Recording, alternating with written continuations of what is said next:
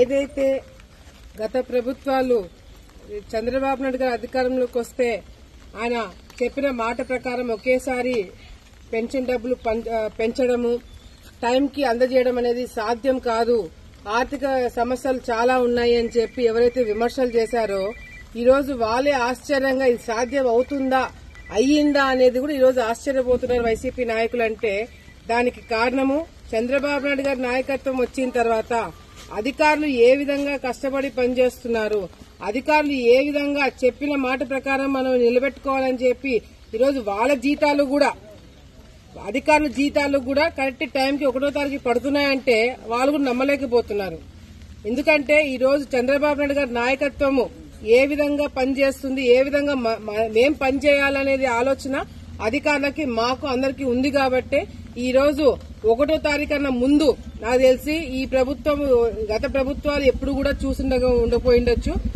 1వ తారీఖు కన్నా ముందునే ఈ రోజు పెన్షన్ డబ్బులు అన్ని చోట్ల కూడా 95% అన్ని చోట్ల కూడా ఇచ్చేసారు. ఇప్పటికే ఈ టైము మరి 1 గంట కూడా కాలేదు, మరి అప్పుడే 95% అందజేసేశారంటే అధికారులు ఏ విధంగా పనిచేస్తున్నారు, చంద్రబాబు నాయుడు గారి నాయకత్వం ఏ విధంగా పనిచేస్తుంది అనేది ఇప్పుడే ప్రజలందరూ కూడా అర్థమై ఉంటుంది.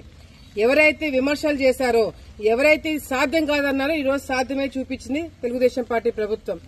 ఈ రోజు ఆలగడ్డలో కూడా చాలా మంది నాయకులు తప్పుడు ప్రచారాలు చేస్తున్నారు, తప్పుడు మాటలు మాట్లాడుతున్నారు. దానికి సమాధానం మేము చేసే పనులే. ఇప్పటి వరకు చంద్రబాబు నాయుడు గారిని 4-5 సార్లు కలిసి మరి తాగునీటి సమస్య కావచ్చు, రోడ్లు కావచ్చు, కాలువలు కావచ్చు, లేకపోతే ఇంకా రైతులు పడే ఇబ్బందులు కావచ్చు, ఇవన్నీ కూడా ఆల్రెడీ ఆయన దృష్టికి తీసుకెళ్లడం జరిగింది. తెలుగంగలో సమస్య ఉంది, తాగునీటి సమస్య ఉందని చెప్పిన వెంటనే ఆయన ఫైల్ మూవ్ చేసి కింద డిపార్ట్మెంట్ పంపించడం జరిగింది.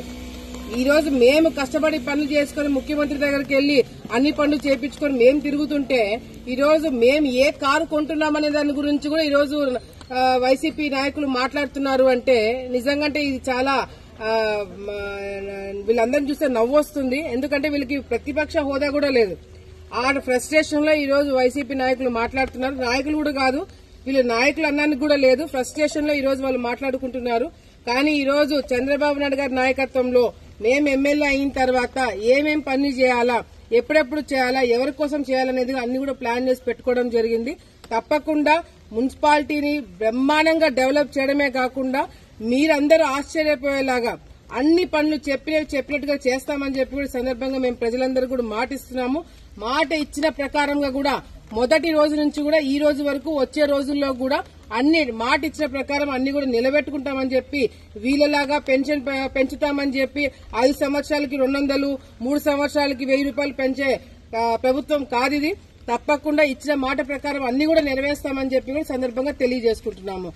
వచ్చి 2 నెలలు అవుతుంది.